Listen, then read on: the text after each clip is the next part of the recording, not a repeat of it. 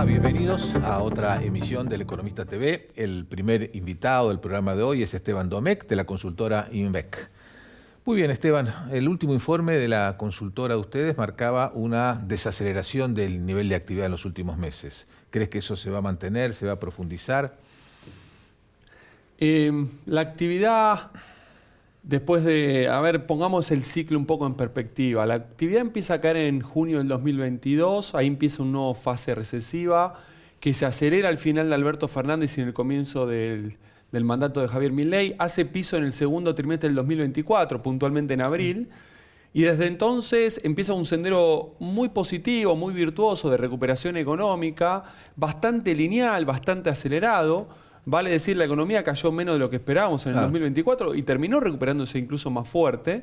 Y esa recuperación empieza a encontrar ciertos límites. Nosotros estamos marcando el mes de febrero. El mes de febrero fue el último dato donde en el desestacionalizado mes contra mes la actividad tuvo un empuje positivo. En marzo retrocedió, abril recuperó casi todo ese retroceso de marzo.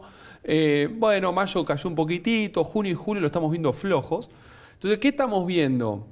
Que en el marco de una economía que, como bien sabemos, hace más de ya casi 15 años no crece, este nivel de actividad empieza a estar casi en el techo de este canal, de esta economía esta inflacionaria, empieza a encontrar límites más estructurales para poder sostener el ciclo de recuperación, el ciclo de expansión económica.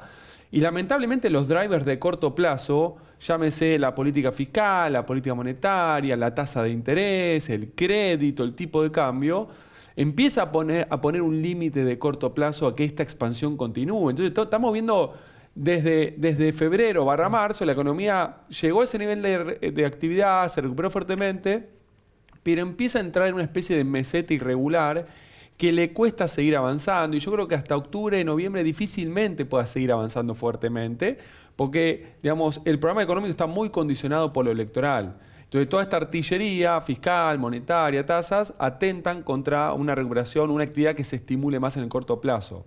Eso es un comentario que tiene que ver con la general. Después, otro comentario relevante es, cuando abrimos la actividad económica, digamos, yo identifico por lo menos 4 grandes bloques de sectores, ¿sí? Como que la economía está yendo a 4 velocidades. Hay todo un bloque, velocidad 1, de actividades que ni siquiera entraron en recesión en el 2023 y 2024, que fueron todo por arriba. Ahí está minería, petróleo, gas, energía. El real estate, el mercado inmobiliario está empujando. Y después está todo el bloque que tiene que ver con el mercado interno, donde hay un bloque de actividades que sale rápido. Ahí está el sector automotriz, sector motos, sector financiero, mercado de capitales, el crédito, el turismo emisivo. Esos salieron muy rápido de la recesión. Tenemos datos incluso de alta frecuencia con datos muy positivos, sector automotriz. Hay otros que salen a velocidad media, y ahí el segmento del consumo masivo, algún que otro segmento industrial, bloques de servicios. Y después tenés los que están en velocidad 4, que se hundieron y no salen, o salen anémicamente. Y ahí está el foco de dolor. Ahí hay sectores industriales, está el sector textil, el sector indumentaria, electrodomésticos, hay sectores de turismo receptivo, de economías regionales. Entonces, cuando uno dice, el año ¿cómo va? Este año va a terminar más 5, o más 5,5, va a estar en la zona de 5. Lo que dijo el fondo, precisamente. Claro, pero hay sectores que van a estar más 20, más 30, hay sectores que van a estar menos 15, menos 20. En esta economía yendo a 4 velocidades, que ahora empieza a transitar como esa especie de techo superior. La pregunta es cómo hacemos hacia adelante para quebrar eso. En el corto plazo, no hay una dinámica exportadora creciente, tampoco se ve una corriente inversora muy fuerte, así que un poco la recuperación está sentada en el consumo. Ahora, el consumo también está afectado por salarios reales estancados, desempleo creciendo un poco. Mira, la dinámica de recuperación de abril 24, que más o menos empieza a encontrar ese límite en febrero 25, tuvo 2 o 3 motores o drivers principales. El primero, ¿cuál fue? La estabilización económica. La baja de la inflación permite que los ingresos se empiecen a recuperar paulatinamente. Y hubo todo un proceso de recuperación lineal de los ingresos después de esa fuerte caída que vimos final del 23, principio del 24. Motor número 1. Ese motor hoy empieza ya a dejar de tener efecto, porque hoy la inflación y los salarios empiezan casi a ir a la par. Entonces ya no tenés un push de recomposición de los ingresos reales. Ni salarios, ni jubilatorios, ni monotributo, etc. Entonces ese motor hoy ya mucho más no te da. El segundo motor que empujó fue el crédito. La expansión del crédito, también gracias a una economía que se estabiliza y recursos que empiecen al sector privado, que antes los absorbía el sector público, dinamizó mucho, sobre todo sectores más financiamiento dependiente. Y ahí está de vuelta el sector automotriz, el sector moto, etcétera. Bueno, hoy esta política económica con esta tasa de interés, que en términos reales es mucho más alta, ya empieza a generar dolores de cabeza en materia crediticia. Estamos viendo subir morosidad y irregularidad. Entonces, ese motorcito de acá hasta octubre tampoco va a tirar. Y el tercero es el empleo. Ojo que el empleo, hubo un deterioro en el nivel de empleo, una pérdida de empleo neto importante entre junio del 23, que terminó en agosto del 24. Hay un rezago ahí, la economía ya empezaba a rebotar y todavía había cierta pérdida de empleo, pero desde agosto de 2024 hasta acá hay generación neta de empleo. Anémico, poco, no diría nada, poco, pero no hay un proceso de destrucción masiva de puestos de trabajo. Digamos, hay sí sectores muy afectados perdiendo puestos de trabajo, que en parte están siendo compensados con otros que siguen generando empleo. Por eso, de vuelta, desde agosto hasta acá hay un proceso anémico, irregular de creación de puestos de trabajo en términos netos. O sea, se crea más puestos de lo que se destruyen. La tasa de desempleo dio 7,9 en el primer trimestre, que tiene mucha estacionalidad. En el primer trimestre del año pasado fue 7,7, casi lo mismo. Ahora, por la positiva no hay un proceso de destrucción neto de empleo. Por la negativa, está bien, pero como es anémico, ese tampoco es un driver del consumo. Entonces, esto explica por qué el consumo está saliendo lento, es de los sectores o de los componentes de la demanda que también sale anémicamente. Bueno, además, según los propios cálculos del INDEC, hay un 42% de trabajo no registrado. Pero bueno, ese es otro capítulo para analizar. ¿Por qué le atribuís, Esteban, tanta importancia al resultado de las elecciones? Porque para que impactasen en el proceso económico deberían darse un resultado muy, muy sorpresivo. Es decir, que el gobierno saque mucho menos lo que se supone o que supera ampliamente lo que hacen creer los antecedentes electorales. Bueno, yo diría que hay distintas aristas de por qué para mí las elecciones del 26 de octubre es una especie de peaje al programa económico donde vos podés pasar con telepeaje o vas, pagás y se abre la barrera o vas y no se abre la barrera. Son tres grandes escenarios en función del resultado electoral. Y te diría, principalmente por ratificar el mandato en las urnas, el mandato social de que la apuesta a la motosierra, a la reducción del Estado, a la disciplina fiscal y monetaria, hacer las cosas bien, digamos, es un camino que tiene apoyo, si querés, social. Y esto es una de las grandes preguntas que se hacen afuera. Dicen, qué interesante lo que está viviendo la Argentina desde todo punto de vista en un intento de arreglar la economía con mucho sacrificio, con ajuste, etc. La pregunta es si esto tiene o va a seguir teniendo respaldo social en el mediano plazo. Primera gran pregunta. Segunda arista tiene que ver con la capacidad legislativa de avanzar más aceleradamente con las reformas estructurales. Acá hay 2 o 3 procesos económicos corriendo en simultáneo que tratan de sanear y normalizar la economía argentina. Hay un proceso de estabilización económica y hay un programa para eso. Hay un proceso de reformas estructurales para destrabar los motores del crecimiento económico. Esto es atacar los factores que atentan a la competitividad, el costo argentino, el problema impositivo, el problema laboral, etcétera, que bien mencionabas recién.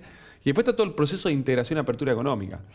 Digamos, y vos para acelerar en el andarivel número 2, que es todas estas baterías de reformas que necesita la Argentina, necesitas músculo político, capacidad legislativa. Entonces, ahí las elecciones pueden dotar al gobierno de mucho más fortaleza en el Congreso para acelerar en las cosas que están pendientes, donde hay reformas que son medulares. Ahora, ¿se puede vaticinar un resultado electoral favorable de modo tal que el gobierno pueda ya tener una capacidad legislativa que pueda hacer lo que... No, probablemente no, pero la señal va a ser muy positiva. Entonces, en ese sentido, ratificar el mandato social y ganar capacidad legislativa, aunque sabemos que no va a ser una escribanía, va a ir a la tercera arista, que es el mercado a decir, Argentina está ratificando el giro.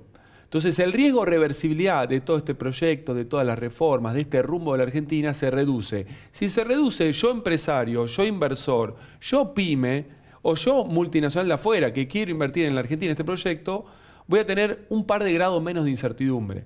Y ahí la rueda de inversión, que es otro de los componentes de la demanda, que hoy empieza a trabarse por este problema de incertidumbre, dentro de otros factores, podría empezar a traccionar más. Entonces, ¿y cómo ves en ese contexto precisamente el riesgo país, ¿no? Bueno, es un dato clave, está arriba de los 700 puntos, ya hace bastante.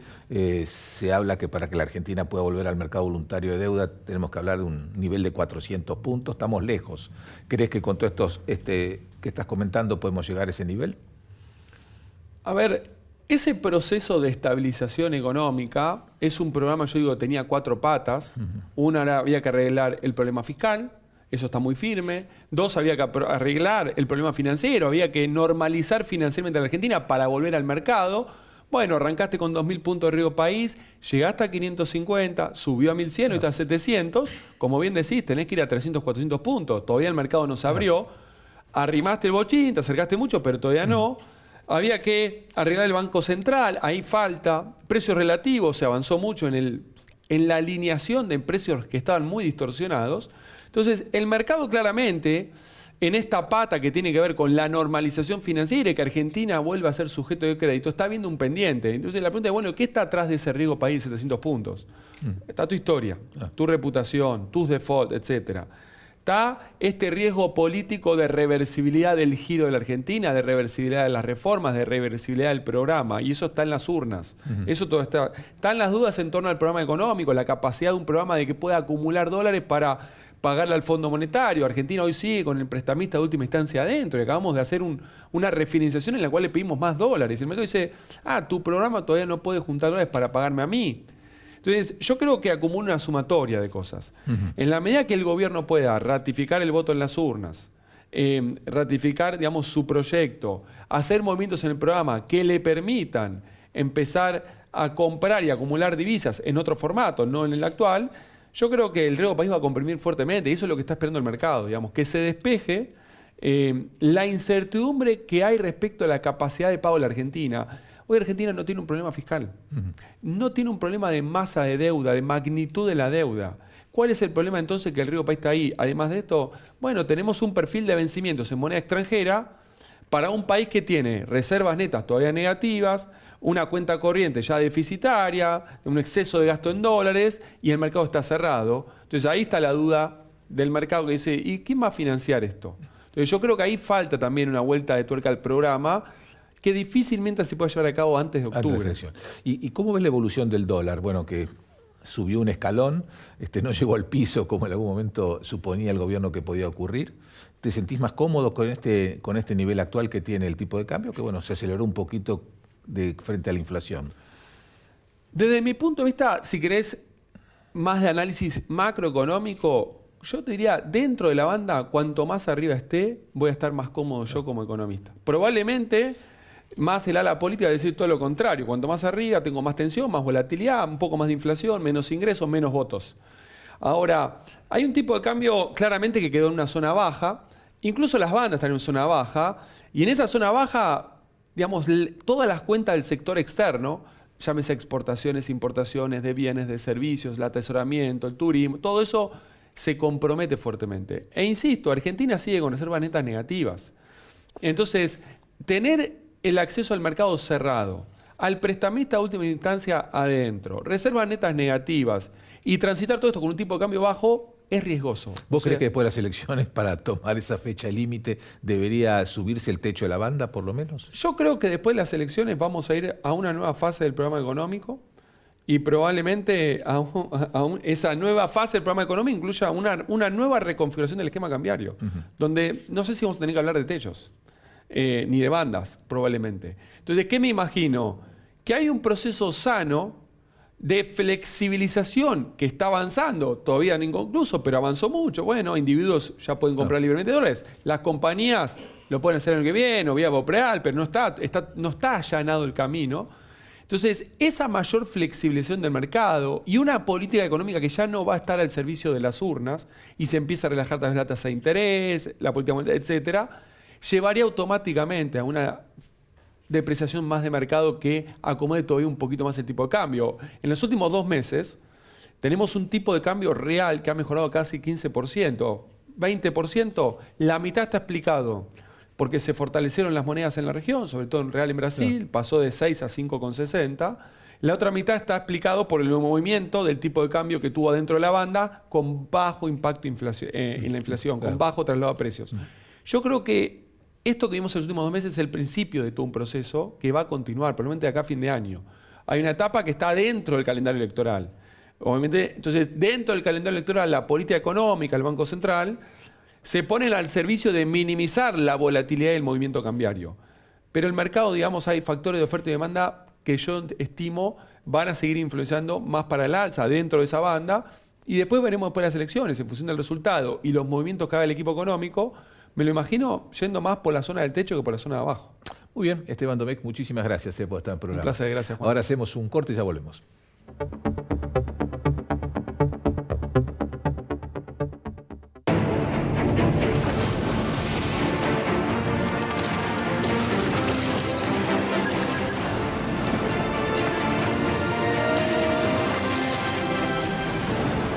Ternium, acero para hacer. Grupo Petersen, desde 1920, construyendo el país. Legislatura porteña. Entérate de todo lo que estamos haciendo. Ingresá a legislatura.gov.ar para saber más. Nos une la ciudad. Ante la llegada del frío, es importante protegerse de la gripe. Si estás embarazada, vacunate. Si tu hijo tiene entre 6 y 24 meses, vacunalo. Si tenés 65 años o más, vacunate. Saca turno en buenosaires.gov.ar/gripe. Buenos Aires Ciudad. En IRSA, Propiedades Comerciales, nos comprometemos con las comunidades en las que se asientan nuestras unidades de negocios.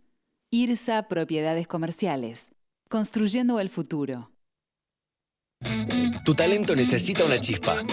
Encendé el tuyo con Academia Digitalers. Un portal para aprender tecnología gratis y sin experiencia previa.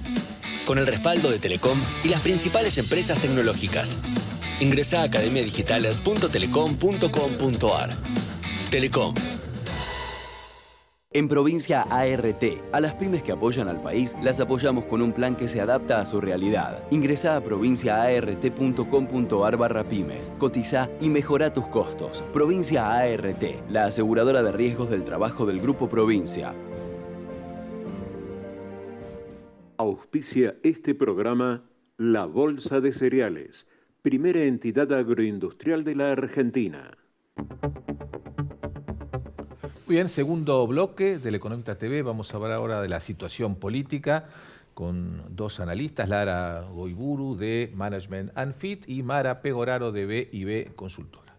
Bueno, estamos en el momento álgido de la campaña, creo que ¿no? en 10 días hay que oficializar las alianzas nacionales, en 20 días las candidaturas nacionales, en 40 días tenemos las elecciones de la provincia de Buenos Aires y en 90 días las elecciones nacionales. Pero vamos a empezar por la provincia de Buenos Aires. Ahí, Mara, vos tenías una simulación de votos, sección por sección. Hay que tener en cuenta que es una elección seccional. Y bueno, una primera lectura de este gráfico nos lleva a pensar que, bueno, es contraintuitivo, si querés, para lo que es Somos Buenos Aires, ¿no? Que aparece con un resultado electoral importante, sobre todo en algunas secciones, ¿no? La cuarta, la segunda. Sí, hay varias cosas. En primer lugar, la elección de la provincia de Buenos Aires es una elección distinta, inclusive a todas las elecciones que hemos visto de la provincia de Buenos Aires. Es la primera vez que la provincia de Buenos Aires va a elecciones provinciales descalzadas de las nacionales. Eso ya le impone una lógica particular. Hay dos elementos que no son exclusivos de Somos, sino que comparten las tres principales fuerzas. Uno podría decir la Alianza de la Libertad Avanza, Fuerza Patria y Somos / Hechos, que es muchos intendentes poniendo en juego su propio capital político, porque es una elección que, nacionalizada en sellos, territorializada en términos de lo que cada intendente se está jugando. Vos tenés que dentro de la Libertad Avanza, dos candidatos encabezan y son intendentes, Valenzuela y Montenegro, ¿no es cierto? Digamos, el primero encabeza en la primera sección electoral y Montenegro encabeza en la quinta, intendente de Mar del Plata, el partido más importante de la quinta sección. Dentro de la fuerza de Somos, en la cuarta sección electoral, vos tenés más del 65% de los intendentes de esa sección electoral son integrantes de la fuerza Somos que se arma para esta elección. Fuerza Patria pone en juego 5 intendentes a la hora de competir por la legislatura y en la tercera sección la manda a encabezar a la vicegobernadora, ¿no? Entonces digo, hay una... Y en esa misma lista va la intendenta de Quilmes, Mayra Mendoza, en tercer lugar. Entonces, lo que nosotros estamos proyectando en términos de resultados electorales es evaluando la potencia que tienen los intendentes porque necesitan salvar la propia, porque en el 27 hay elecciones a gobernador y a intendentes. Y muchos intendentes también se juegan de cara al 27 la posibilidad de reelección.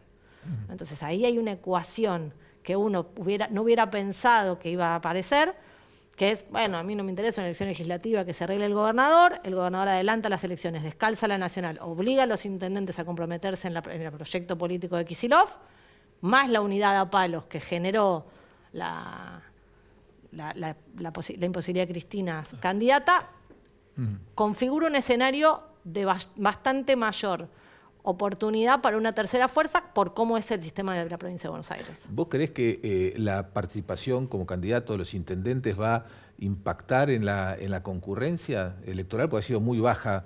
Formosa creo que estuvo un poco por encima, pero el resto de las provincias en torno al 50%. ¿Creés que la presencia de los intendentes para movilizar la base electoral va a ser determinante para que la provincia de Buenos Aires esté por lo menos en el 50%? A ver, a Fuerza Patria le conviene una participación alta, a la Libertad Avanza le conviene una baja participación, ¿no? Digamos, con lo cual tienen las dos fuerzas que disputan la mayor cantidad de electores tienen incentivos contradictorios.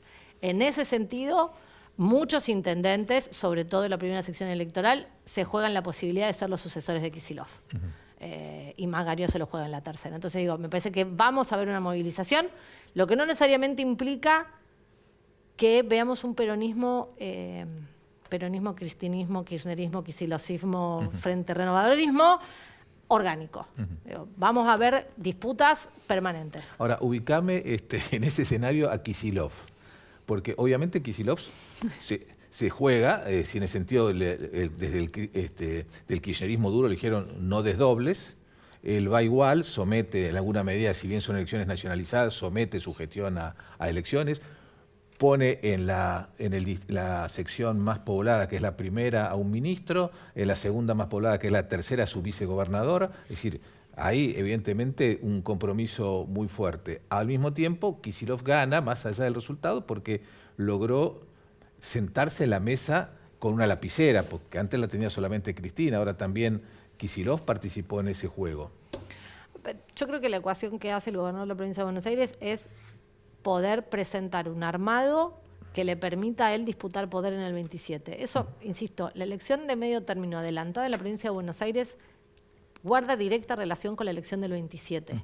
Si no, no tiene sentido. De hecho, hay algunos planteos que sugieren que la elección de Magario como candidata en la tercera sección electoral tiene que ver con algún compromiso político para que ella sea candidata a gobernadora en el 27. Que renunciando a la vicegobernación y asumiendo su banca, le permitiría eventualmente constitucionalmente presentarse para candidata a gobernadora. Claro, porque el lunes siguiente a la elección a la mañana vamos a estar analizando quiénes fueron testimoniales y quiénes no. Yo creo que vamos a ver pocos testimoniales. Bueno, los del kirchnerismo, más cercanos a Cristina, ya dijeron que van a asumir todos. Valenzuela va a asumir también. Es decir, básicamente alguna gente del oficialismo provincial podría estar en duda, digamos. Yo creo que Axel sale, contrariamente a lo que se piensa cuando uno mira la cantidad de axelistas que hay en las listas, yo creo que Axel sale fortalecido de este cierre. Pero además de los axelistas, como vos los denominás, está también el hecho de que él dio un paso más hacia la consideración de un liderazgo político propio, ¿no? Axel decidió no ser Alberto Fernández. Claro. Y decime, después, Somos Buenos Aires, ¿qué futuro le ves? No somos Buenos Aires específicamente, sino sus primos hermanos en otros lugares del país que puedan hacer algo entre el peronismo no kirchnerista, radicales, exlilistas. Bueno, yo sostengo, y nosotros sostenemos hace bastante tiempo, que no hay lugar para la ancha avenida del centro. La Argentina tiene dos modos, un modo peronista y un modo no peronista de competir políticamente, y el ancha avenida del centro por ahora no tiene lugar, y el electorado no está parado en el centro. Mientras el electorado no está ubicado en el centro, es difícil que una fuerza política que además está tan dispersa, que no logra tener una identidad positiva, porque ese es el gran punto.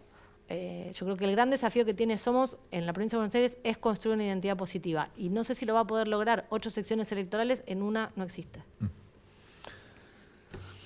Lara, ¿qué nos contás de todo esto que estamos hablando? ¿Qué cuento?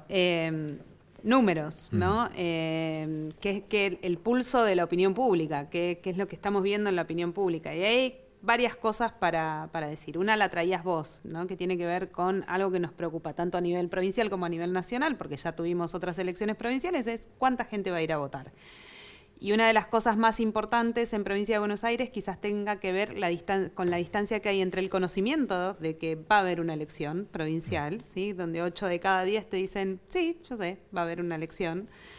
Pero después solo 7 de cada 10 te dicen que tienen algún interés. Y de esos 7, 4 te dicen, sí, tengo interés, mucho o mucho interés. Pero hay 3 que te dicen, tengo algo de interés. Y después hay otros 3 que te dicen, no tengo nada de interés. Y eso es un ruido, porque si nosotras pensamos cómo viene el electorado y todo lo que ha pasado en términos de opinión pública y de estas internas a cielo abierto que, bueno, ya desde Unión por la Patria, Fuerza Patria, ya venimos acostumbrados, ya durante el gobierno de Alberto Fernández todas las internas eran a la luz del día. Bueno, ahora también las tuvo La Libertad Avanza, también las tuvo el radicalismo y su desprendimiento yendo algunos con La Libertad Avanza, otros con Somos, otros con Hechos. Bueno, esto empieza a cansar a una ciudadanía que tiene cuestiones muy claras a la hora de pensar Provincia de Buenos Aires. Solamente 4 de cada 10 bonaerenses aprueban la gestión del gobernador hoy en día y alrededor de 7, entre 6 y 7 de cada 10 te están diciendo el principal problema de la provincia es la inseguridad. Entonces, creo que lo que vayamos a ver en términos de resultados legislativos va a estar muy marcado por esto. La ciudadanía está pidiendo, y eso en algunas secciones, bueno, un comisario como cabeza de lista. En la tercera, hacia dónde se está llevando la discusión desde el oficialismo nacional en la provincia, muestran que hay fuerzas que están un poco más conectadas con lo que la ciudadanía reclama y otras que están discutiendo, lo que decía Mara hace un ratito, cómo se llega al 27 y cómo se disputa el 27. Entonces ahí podemos ver una distancia que aquel que no tenga definido su voto, bueno, directamente decida no ir a votar. En esta idea del modo peronista y no peronista de hacer política, creo que hoy el modo peronista de hacer política, que es se disputa poder y lo que se busca es ganar, está mucho más del lado de La Libertad Avanza que de las otras fuerzas que siguen discutiendo su interna y cómo van a pensar el 27 y cómo van a ganarse unos a otros espacios de poder dentro de las propias fuerzas y no hacia la ciudadanía. Bueno, en este contexto La Libertad Avanza tiene una ventaja, que tiene un centro de decisión definido, que es la hermana presidencial. O sea, claramente que los otros partidos, bueno, vos nombrabas recién al radicalismo, digamos que el Comité Nacional es crítico del gobierno de Milei, en 3 provincias va conjunto con La Libertad Avanza, en otros con otras fuerzas, entonces es todo muy complicado. En cambio, La Libertad Avanza tiene un centro de decisión, independientemente que después, caso por caso, tiene estrategias distintas en las diferentes provincias. Ahora, ¿cómo tienen ustedes el escenario nacional? Porque sé que lo midieron, ahora tenemos un gráfico que lo va a mostrar. La imagen del presidente se ha deteriorado un poco, pero no demasiado. Sigue, las opiniones negativas y positivas están más o menos equiparadas, ¿no? Están más o menos equiparadas. 48-3 a 47-6. Sí, esta vez volvió a superar la negativa a la positiva, pero como vemos viene bastante estable. Ajá. Y está claramente polarizado. El que 47-6, perdón, y 48, sí, perfecto. El que apoya y el que no apoya, no apoya, y esto está estable hace meses. Y en el corte, cuando segmentamos por género, segmentamos por edad, bueno, el corte sigue siendo el mismo que venimos repitiendo casi hasta el cansancio todos y todas, y que lo vemos en todos lados. Varones menores de 40 años apoyan la gestión presidencial, dicen que van a votar por un candidato de La Libertad Avanza, sea quien sea ese candidato. Y mujeres, adultos mayores, apoyan o no apoyan, en realidad están en desacuerdo con la gestión del presidente y votarían por otro candidato. Ahí, en ese 47, es donde está la disputa del resto de las fuerzas políticas, porque ese 40 y pico parece consolidado hace meses, que es el del presidente, es el de La Libertad Avanza a nivel nacional y a nivel provincial. Pareciera que no hay mucho más para decirle, está muy de acuerdo con la gestión y cualquier alternativa le parece que no es buena. Y a quienes podrían ver alguna alternativa, bueno, pasa esto, ¿no? Se marcan temas como la inseguridad, donde decíamos ahí, bueno, una gran mayoría de la provincia de Buenos Aires dice que es el principal problema, y no hay discurso desde el otro lado para eso. También ustedes hicieron que vamos a ver ahora, un trabajo sobre la visión sobre el futuro del país. Sí. Que en general también hay ahí una... Viene bajando. Viene bajando. Vemos que viene bajando. Son cómo nos vemos hacia el futuro, pero ese dato es interesante combinarlo con cómo se ve la situación actual. Solamente el 25%, ¿sí? Entre 2 y 3 de cada 10 te dicen, actualmente la estoy pasando bien. El resto dice que la está pasando mal. Lo que pasa que una visión pesimista o pesimismo de la sociedad no es favorable generalmente para el voto para el gobierno, ¿no? El voto oficialista No, es general para las visiones positivas. En el caso de la Libertad Avanza es relativo eso. ¿Ah, sí? Porque aparte, fíjate que 3 te dicen la estoy pasando mal hoy, Sí, pero se ven mejor a futuro. claro.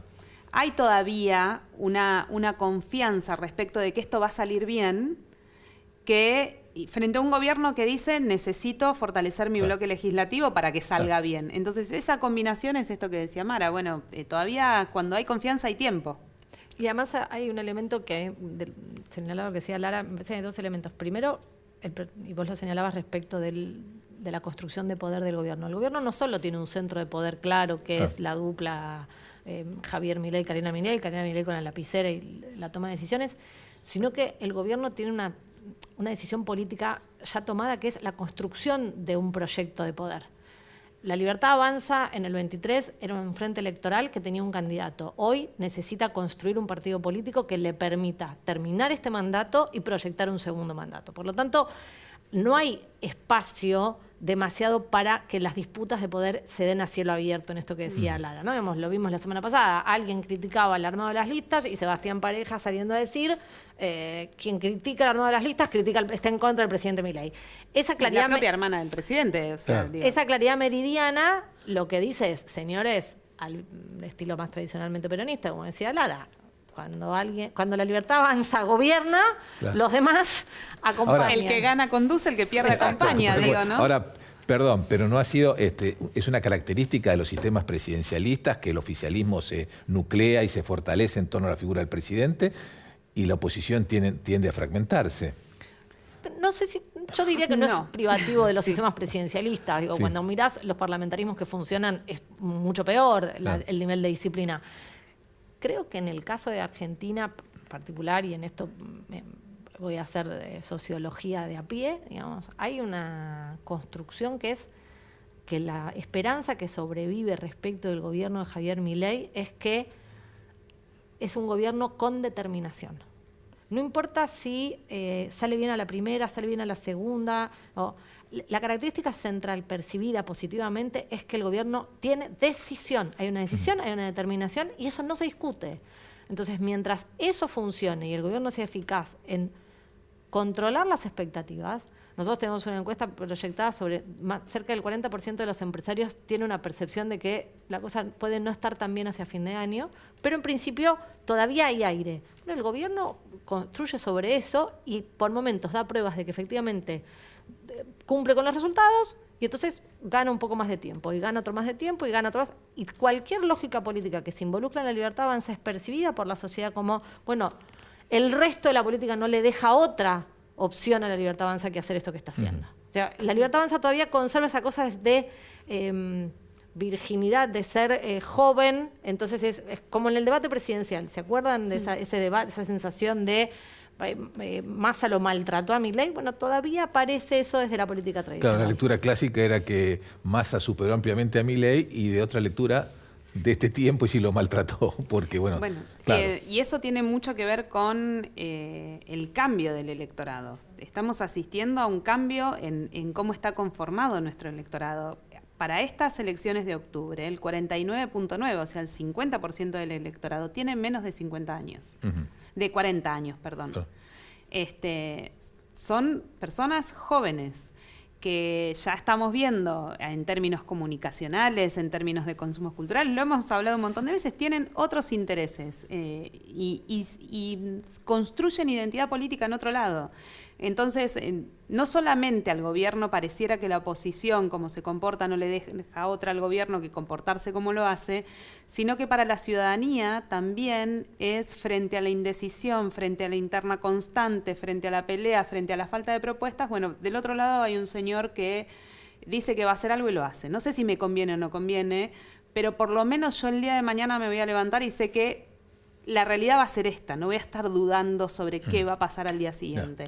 La inflación tiene también ese efecto. Haber controlado la inflación es, bueno, por lo menos sé que mañana el alfajor que me compraba a la mañana sale lo mismo que lo que me salió hoy y que lo que me salió ayer, más o menos. Bueno, algo con lo que no cumplió Milei fue darle el manejo del área de defensa y seguridad a Victoria Villarruel. Así que a propósito de eso les pregunto, ¿cómo están evaluando ustedes? ¿Qué impacto creen que puede tener este conflicto ya abierto, indisimulado y explícito, ¿no?, entre el presidente y la vicepresidenta?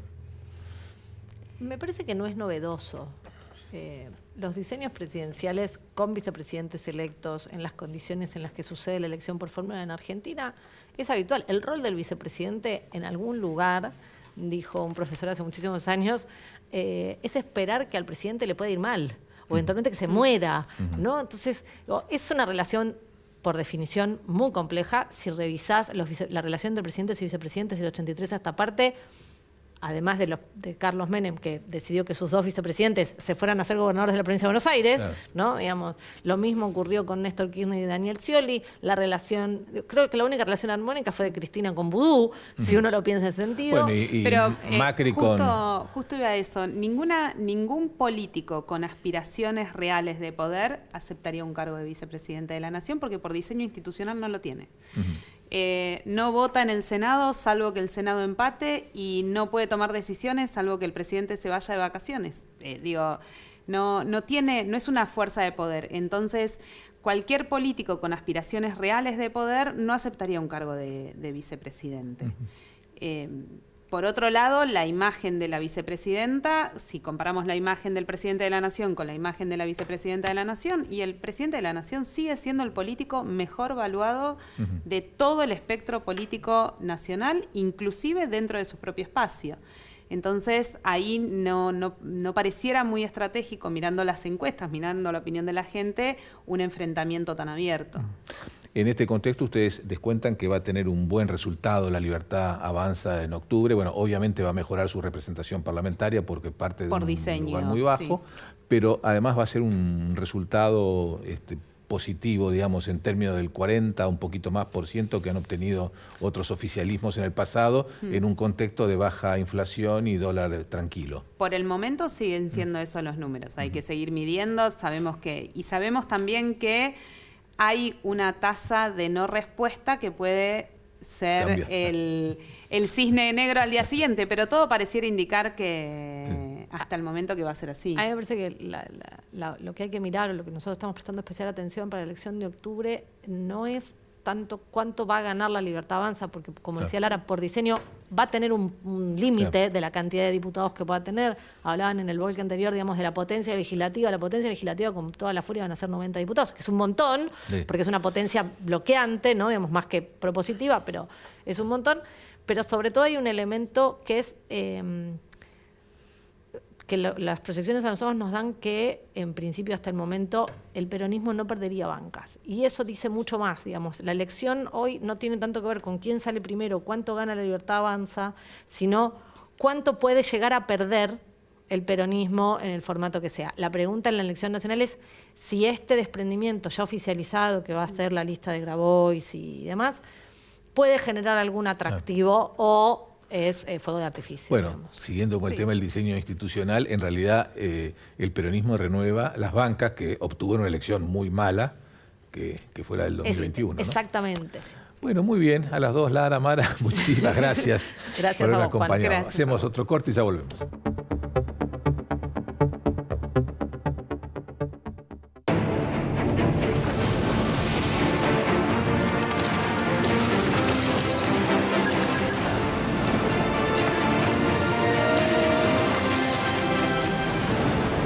Ternium, acero para hacer. Grupo Petersen, desde 1920, construyendo el país.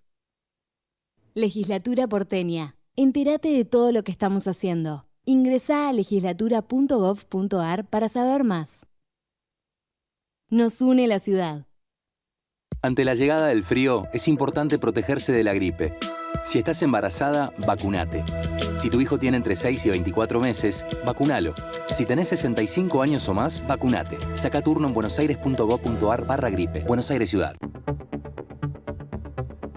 Muy bien, voy a conversar ahora con Gustavo Araujo, que es jefe de Research de Criteria.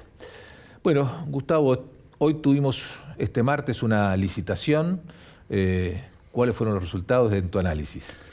Bueno, efectivamente, hoy tuvimos una licitación con tasas altas, bastante altas, la verdad, en línea de lo esperado, de todas formas. Recordemos un poquito de dónde viene todo esto, ¿no? Es el desarme de las LEFIs de hace unos 15 días atrás, que inyectó muchísima liquidez en el mercado, lo que hizo que primero las tasas bajen muchísimo, la de caución llegó a estar 16% para un día, y el temor entonces de que esto se vuelque en el tipo de cambio, que hizo que el gobierno salga primero con una licitación fuera de agenda, donde ya pagó tasas bastante altas, y la de hoy que, bueno, las más cortas por arriba del 60%.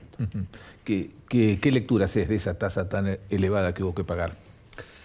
Bueno, el mercado sigue haciendo este proceso de price discovery, de entender cómo actuar cuando no están las LEFIs, qué hacer con esa liquidez excedente.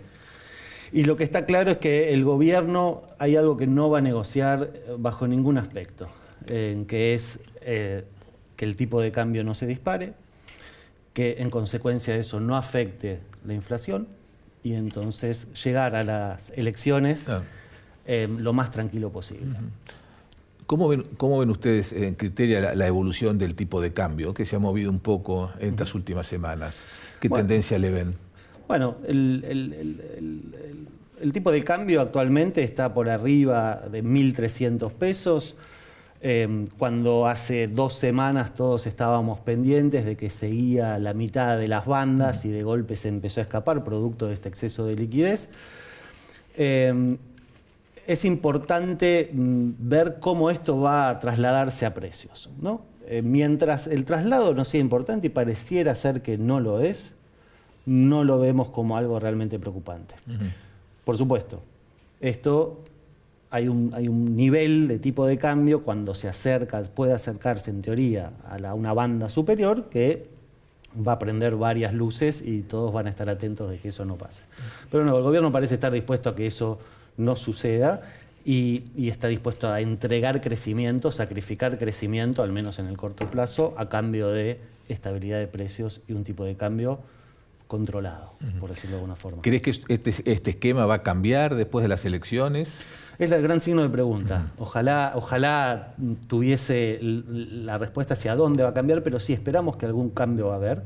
No sabemos bien. Antes todos mirábamos a octubre, ahora la verdad que todo se anticipó a septiembre y la elección de septiembre va a dejar señales y elementos, miguitas para seguir hasta octubre de lo que se puede llegar a venir. Dependerá mucho del resultado eleccionario, cómo le vaya al gobierno, pero lo que sí creemos que el esquema actual, la fase 3 del programa económico presentado allá por abril de este año, quizás venga con algún ajuste o cambio. No sabemos realmente cuál.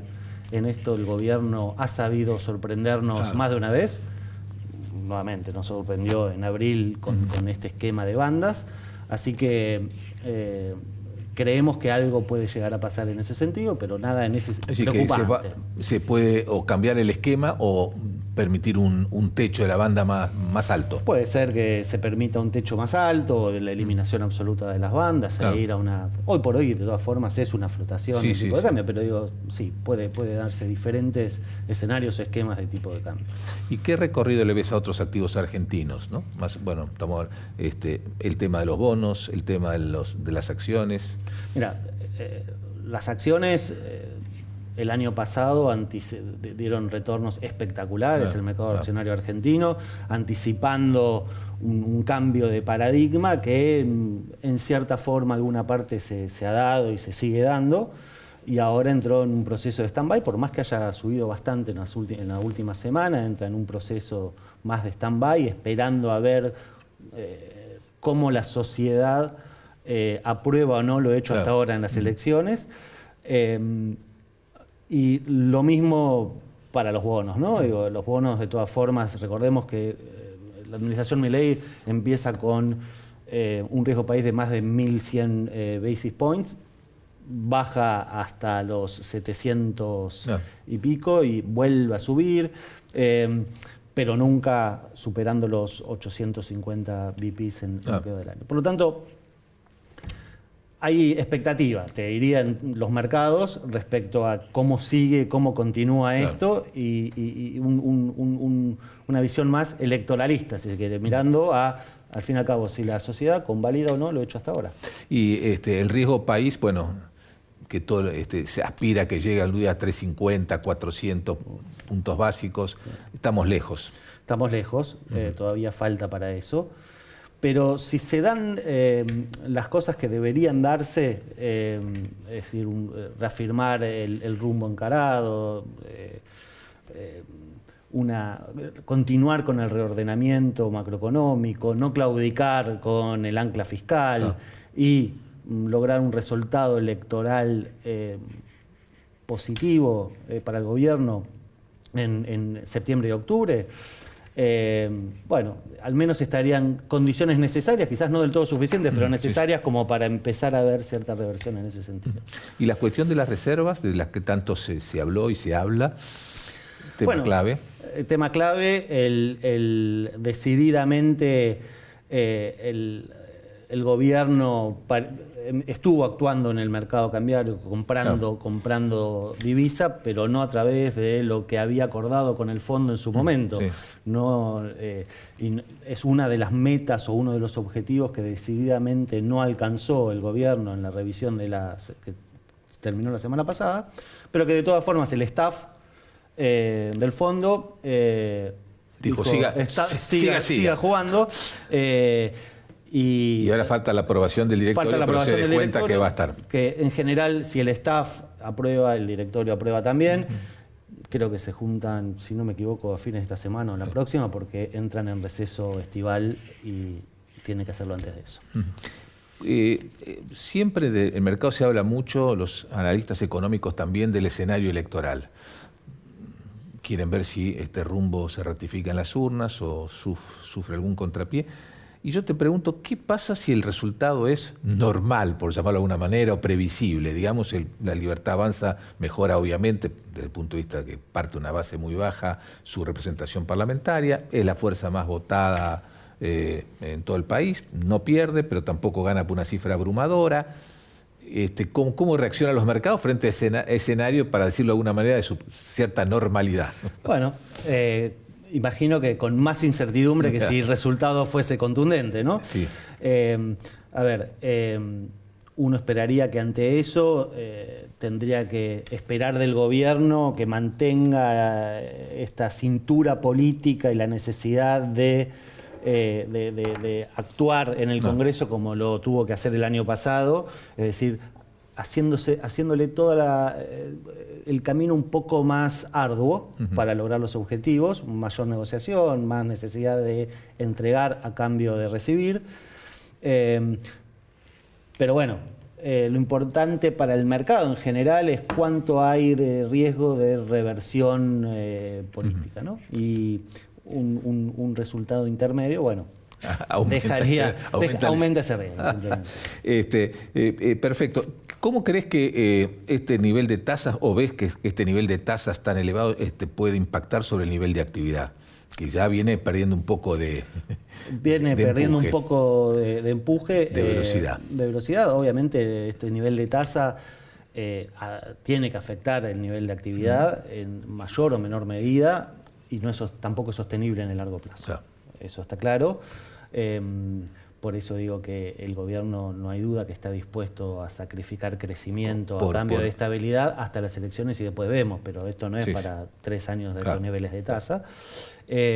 Seguramente se va a ver afectado, pero de nuevo, hay sectores que muestran dinamismo a pesar de estos niveles de tasa y que Claro. pueden compensar en cierta forma una ralentización de la economía que ya estamos viendo, ¿no? Claro. Que ya estamos viendo, sí. Ahora, Gustavo, ese sacrificio que vos decís se va a justificar, va a ser recompensado, es decir, este sacrificio en términos de actividad te va a asegurar una tasa de inflación no superior al 2% de aquí por lo menos hasta fin de año.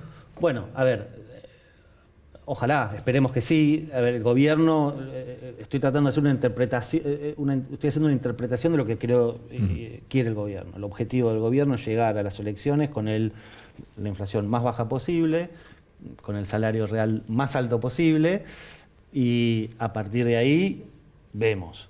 La verdad que es difícil de saberlo. Después, cómo Pero ¿crees que la inflación no se va a acelerar?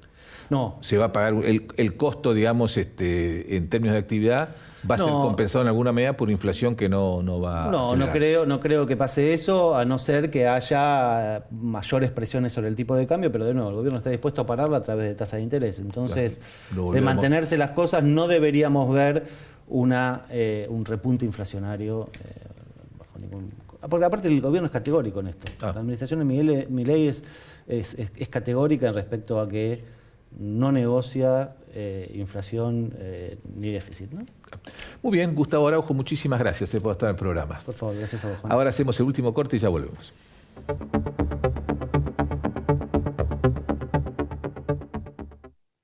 En IRSA, Propiedades Comerciales, nos comprometemos con las comunidades en las que se asientan nuestras unidades de negocios. IRSA, Propiedades Comerciales, construyendo el futuro. Tu talento necesita una chispa. Encendé el tuyo con Academia Digitalers, un portal para aprender tecnología gratis y sin experiencia previa, con el respaldo de Telecom y las principales empresas tecnológicas. Ingresá a academiadigitalers.telecom.com.ar. Telecom.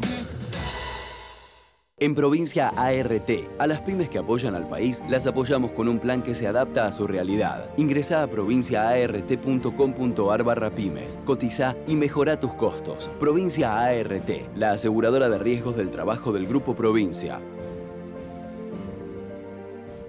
Auspicia este programa La Bolsa de Cereales, primera entidad agroindustrial de la Argentina. Muy bien, último bloque del Economista TV. Voy a conversar ahora con Pablo Orsiloni, que acaba de publicar este libro, Desconectados, que estamos mostrando. Pablo Orsiloni, aquí estamos. Bueno, más allá de este libro, Pablo, sos un experto en el tema pymes. ¿Cómo estás viendo el universo pymes, sus desafíos en este momento? Bueno, primero, gracias por la invitación, Juan, un gusto estar aquí. Bueno, el tema de las pymes, uno cuando habla de las pymes tiende a generalizar, ese es un problema que tenemos. Pues vos sabés muy bien que hay sectores y sectores, hay culturas y culturas, entonces cuando uno habla de pymes es bueno segmentar en qué tipo de sectores uno está poniendo el foco en particular. Yo te diría que el segmento de las pymes hoy, de alguna forma, estamos en un contexto de desregulación, donde la pelota de alguna forma vuelve a la empresa, con lo cual las pymes tienen una necesidad imperiosa de volverse competitivas en un contexto que ha cambiado. Un contexto de estabilización macroeconómica, un contexto donde la inflación viene disminuyendo, un contexto también donde hay un tipo de cambio flotante, un contexto donde los sistemas de inversiones vuelven a poner el foco en el sector privado, con lo cual las pymes hoy tienen la encomiable necesidad de volverse competitivas en un escenario cambiante. Hay sectores y sectores, no a todos los sectores este contexto las afecta de igual forma, pero tiene algunos factores donde poner el foco en vistas de la meta de volverse competitivas. Uno de esos factores es la gestión del talento, que es un poco el motivo, tema del libro. Un poco el motivo del libro. Lo que planteo en el texto, que es un ensayo en verdad, tiene que ver con que las pymes y el talento son dos mundos que se conocen poco, tienen una relación muy tibia, pero que se necesitan. Las pymes, de alguna forma, necesitan talento para volverse competitivas en un contexto, como decíamos antes, de desregulación, y las pymes el talento necesita de las pymes en vistas de aumentar sus niveles de empleabilidad. Ocurre que el mercado del talento es típicamente dominado por las grandes empresas. Claro. Es un mercado y dominado. las pymes tienen que convertirse en un centro atractivo para atraer empleo. Exactamente, tienen esa tarea. Ocurre, y esto hay que decirlo, que se trata de un asunto que no está en la mesa directiva de las pymes, no está en lo que típicamente se conoce como la agenda del número 1, con lo cual es menester de los dueños de pymes y de los líderes de pymes de incluir ese tema en la agenda, que es un tema estratégico. Típicamente se dice que las pymes tienen dos tipos de agenda, la agenda estratégica y la agenda emergente. Como es un tema estratégico y las pymes están en un contexto hoy aún medianamente hostil, los temas emergentes prevalecen sobre los estratégicos. Del talento es un tema estratégico, pero déjame decir una cosa que es muy importante. Las pymes tienen argumentos para competir con las grandes empresas, teniendo en cuenta que el mercado del talento es un mercado dominado por las grandes empresas con una narrativa, para mi gusto, a veces exagerada. Entonces las pymes tienen que definir qué tipo de partido quieren jugar. Amén de la problemática del talento, yo te diría que las pymes tienen otros temas sobre los cuales poner el foco. Mejorar la eficiencia operativa, trabajar sobre los temas vinculados al desarrollo comercial, modernizarse desde el punto de vista de la transformación digital y apalancarse en lo que típicamente hoy se conoce como la ciencia de datos. Son deudas que hoy tienen, no todas, pero sí un grupo de ellas, en vistas de competir en un escenario como el que se presenta actualmente hoy en Argentina. Un tema que sé que estudiás y trabajás en esto, ¿cómo es el tema de nacimiento de empresas, pocas empresas por habitante como tenemos en la Argentina, baja creación de empresas? ¿Cómo está operando ese mundo? Porque, bueno, básicamente estamos hablando en ese caso de pymes, ¿no? Bueno, en particular, hoy en Argentina hay datos, no tengo el número exacto puntualmente, pero ha habido una caída en la creación de empresas pyme a nivel nacional, y así como hay menos emprendimientos en el formato de MIPYMES que están surgiendo. Van a salir datos próximamente a propósito de cuál ha sido la creación de empresas como para compensar ese déficit en la caída, que creo que son de alrededor de 13.000, 14.000 empresas pyme en este último año. Sobre todo, las más afectadas son las del sector industrial, en detrimento de lo que ocurre con otros sectores más dinámicos y con otro tipo de cultura, como son los sectores de servicios o tecnologías de la información. Bueno, eso tiene que ver con la heterogeneidad de la situación económica. Para terminar, ¿cómo hace una pyme para convertirse en mediana? No hablemos de mediana grande, sino para mediana. Bueno, yo creo que hay varios factores que son extremadamente relevantes. Por un lado, el cambio de mindset es un tema que hay que debatir. ¿Cuál es la proyección de negocio que tienen previstas? ¿Cuál es el tipo de cultura interna de las organizaciones y qué tipo de liderazgo va a acompañar determinado crecimiento? Esos son factores que son clave. Y a su vez, el tema del contexto. Claro. ¿Con qué tipo de contexto estamos operando? Si es más hostil, menos hostil. Hoy el contexto ha cambiado y las pymes yo creo que tienen una oportunidad. Muy bien, Pablo Orsinoli, muchísimas gracias por estar al programa. Éxito con el libro y nosotros nos despedimos hasta la próxima edición del Economista TV.